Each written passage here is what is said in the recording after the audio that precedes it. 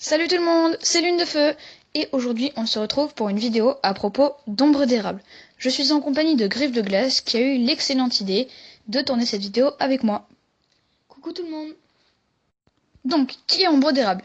Elle est née dans le clan du tonnerre sous le nom de Petite Érable et en tant qu'apprenti, Nuage d'Érable, son mentor était Cœur Fleuri. Elle était loyale, téméraire et très compétente. Elle respectait le code du guerrier et était courageuse une fois au front. Tellement courageuse que la rumeur a fini par courir comme quoi elle serait le prochain lieutenant, puis le chef du clan du tonnerre. Mais elle devient très ambitieuse. Lors d'une assemblée, elle tomba amoureuse de Pomme du Crépuscule, qui était un guerrier du clan de la Rivière. Et ils commencèrent à faire des promenades nocturnes la nuit, près du sycomore. Et un jour elle est tombée enceinte, et elle a eu des chatons. Personne ne savait qui était le père, mais le guérisseur Aile de Corbeau reconnut le guerrier du clan de la Rivière à travers les chatons, grâce à la ressemblance de leur pelage et la façon dont les chatons tenaient leur queue. Ombre d'Érable fut ensuite bannie par son clan pour avoir trahi le code du guerrier. Elle tenta de rejoindre le clan de son compagnon avec ses chatons, mais la rivière était agitée et ses chatons furent emportés par le courant lorsqu'ils la traversèrent. Et elle faillit se noyer en tentant de le sauver.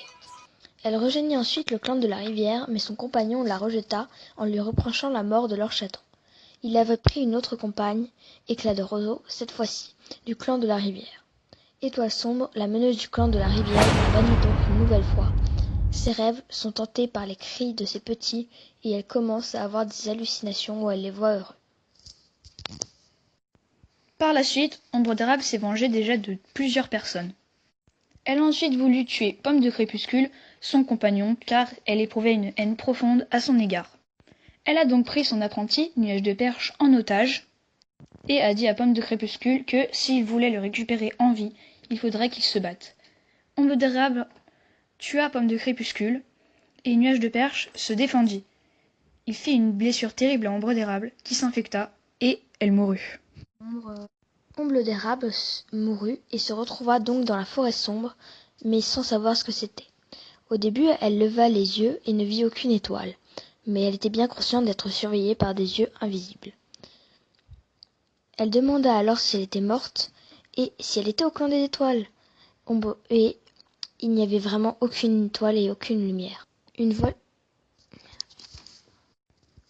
Elle se retrouva dans une clairière entourée de troncs gris. Elle n'avait pas peur, mais elle était consciente d'être surveillée par des yeux invisibles.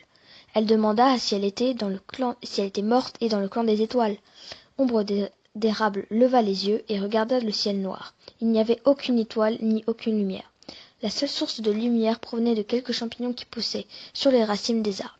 Une voix lui répondit que ce n'était pas le clan des étoiles. Le mystérieux chat lui dit ensuite qu'elle était dans la forêt sombre, le lieu sans étoiles.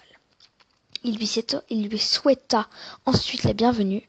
Ombre d'Érable lui demanda qui il était et il lui ordonna de se montrer. Le chat lui dit que jamais il ne se montrerait, qu'elle était venue ici pour marcher seule dans ses souvenirs ensanglés. Et donc maintenant, la raison pour laquelle on voulait à Étoile Balafré, c'est parce que celui-ci descendait de Pomme du Crépuscule. Il voulait donc se venger sur l'un d'eux, et c'est pour cela qu'elle a attiré Étoile Balafré dans la forêt sombre. Histoire à voir dans La promesse de l'élu si vous souhaitez en savoir plus. Ombre d'Érable a donc fait partie des chefs de la forêt sombre pour guider la grande bataille, même si elle a légué son pouvoir à Étoile du Tigre pour qu'il dirige lui-même et lui seul la forêt sombre, car Ombre d'Érable était son mentor dans ses rêves. Et pendant toute sa vie, Ombre d'Érable a souhaité se venger de tous ceux qui leur avaient fait du mal. Donc bah voilà, ça va être la fin de cette vidéo. J'espère vous avoir appris quand même pas mal sur l'histoire d'Ombre d'Érable, et que Griffe de Glace aussi vous en a appris d'ailleurs. Donc voilà, j'espère que la vidéo vous a plu. On se retrouvera très bientôt. Que le clan des étoiles, l'esprit d'Ombre d'Érable ou encore je ne sais quel chat vous protège. Et je vous dis à très bientôt pour une prochaine vidéo. Salut! Salut!